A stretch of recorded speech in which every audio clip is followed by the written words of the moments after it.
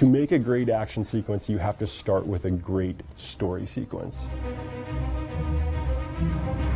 An action sequence can be fun to watch, but unless you're invested in this character and what they're trying to do, it doesn't mean much. One of the things I really like about Marvel Comics is when you look at a panel, the characters really pop. You can always see the characters, you know what they're doing. When we were building out the Raft sequence for our E3 demo, we actually went in and we talked with Insomniac a lot about how we could exactly position the villains so we would almost see like these images that flash panels from the comics themselves. We wanted to try and get that same angle and same framework into these scenes. We don't actually do storyboards. We actually do a 3D previs. I'm talking about pre-visualization in 3D. The entire file will actually look like what you see in the final product, but it's all grayscale, and then the animators just do temp animations to block out all the scenes, block out the cameras, and then set up the flow of the actual combat. And once we agree upon what we're going to do, we then go to the mocap stage and shoot it. To achieve both Spider-Man's motion and some of the other more stylized or superhero characters, we drew from everything possible. Right off the bat, we looked at parkour, we looked at gymnasts. We actually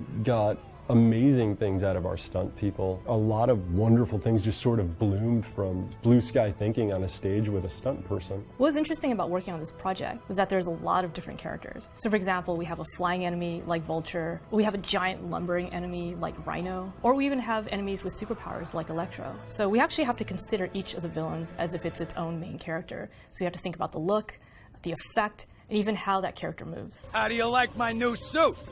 Dashing. Where'd you get it? It's an exclusive club.